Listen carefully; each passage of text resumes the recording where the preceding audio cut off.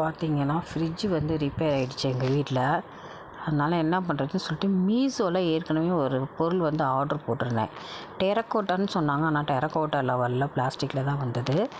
இது பார்த்திங்கன்னா அடியில் ஒரு பிளேட்டு கொடுத்துருக்காங்க. அந்த பிளேட்டில் வந்து நம்ம வாட்டர் போட்டு வச்சுக்கணும். வாட்டர் போட்டு வச்சுட்டு அதுக்கு மேலே இந்த பிளாக் கலரில் ஒரு பவுல் இருக்குது, அதில் ஹோல்ஸ் இருக்கும். அதை வச்சுட்டு அதில் வந்து காய்கறிகள்லாம் நம்ம வச்சுக்கலாம். இதேமாரி 3 பாக்ஸ் வாங்கினோம், 3 செட்டு.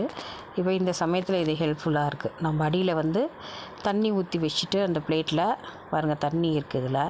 அதுக்கு மேலே வந்து நல்ல வேளை ஃப்ரிட்ஜில் வந்து காய்கறிகள்லாம் தீர்ந்துச்சு. இவ்வளோ தான் இருந்தது. கொஞ்சம் சொரக்காய், கொஞ்சம் பீட்ரூட்டு, அப்புறம் கொஞ்சம் ஃப்ரூட்ஸு, தக்காளி பழம், இவ்வளோ தான் வச்சுருந்தேன். அதை மட்டும் எடுத்து நம்ம வெளியில் சேஃப்டி பண்ணிக்கலாம்னு சொல்லிட்டு இந்த மாதிரி போட்டு கவரில் போட்டு கொசு முக்காமல் இருக்கிறதுக்கு நம்ம வந்து இதை கவர் போட்டு பண்ணிட்டேன். அடியில் வந்து வாட்டர் வச்சு இது பிளேட்டில் வச்சுருக்கனால உள்ளுக்குள்ளேயும் இந்த தண்ணி வராது.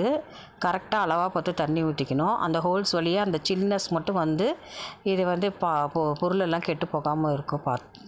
இது பண்ணிக்கலாம். அடுத்தது இது என்ன பண்ணிங்கன்னா 2 சின்ன பானை மட்டும் தான் இருந்தது எங்கள் வீட்டில். அதுக்குள்ளே வந்து இந்த ஃப்ரூட்ஸ்லாம் அடியில் ஒரு பாத்திரத்தில் தண்ணி வச்சு அதில் பானை வச்சு அதுக்குள்ளே இந்த ஃப்ரூட்ஸ்லாம் நான் வச்சுட்டேன். இந்த ஜில்னஸ்க்கு ஃப்ரிட்ஜு மாதிரி இது வந்து நல்லா கூலிங்காக இருக்கும், பழமும் கெட்டு போகாமல் இருக்கும். இப்போதைக்கு தற்காலிகமாக அதை ரிப்பேர் சரியாகிற வரைக்கும் நம்ம இது இப்படி யூஸ் பண்ணிக்கலான்ட்டு. அதேமாதிரி இங்கே பாருங்கள், ஓட்டை போட்ட வடிகட்டி காயெலாம் வடிகட்டுவோம்ல, அந்த வந்து ஹோல்ஸ் போட்ட பாத்திரம் ஒன்று இருக்குது. அதுலேயும் அதேமாதிரி அடியில் குண்டால் வந்து தண்ணி வச்சு இந்த மேலே தக்காளி பழம், கீரை, முருங்கைக்கீரை இதெல்லாம் நம்ம இந்த மாதிரி வச்சுட்டோம். தண்ணி வந்து உள்ளே போகக்கூடாது.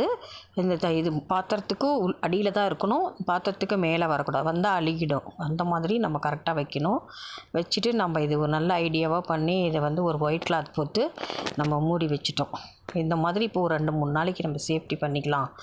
ஃப்ரிட்ஜு சரியானோன்னா திரும்பி இதெல்லாம் நம்ம எடுத்துகிட்டு போய் ஃப்ரிட்ஜில் வச்சுக்கலாம். அதுக்குள்ளே நமக்கு சமையலுக்கு காய்கறி தீர்ந்துடும். புதுசாக ஃப்ரெஷ்ஷாக காய் வாங்காமல் நம்ம அதில் வச்சுக்கலாம்னு சொல்லிட்டு இப்போதைக்கு வந்து நம்ம அடியில் வந்து வாட்டர் போட்டு மேலே இந்த மாதிரி ஹோல்ஸ் இருக்க பாத்திரத்தில் வச்சுட்டோமா, இல்லைன்னா உங்கள் வீட்டில் பெரிய மண்பாட்டு அந்த மாதிரி இருந்தால் கூட நீங்கள் அதுக்குள்ளே காய்கறிலாம் ஸ்டோர் பண்ணி அடியில் வந்து ஒரு பெரிய பாத்திரத்தில் தண்ணி வச்சு அதுக்குள்ளே அந்த பாட்டை வச்சிட்டோமா, எல்லா காய்கறியுமே ஜில்லுன்னு ஃப்ரிட்ஜில் வச்ச மாதிரியே இருக்கும்.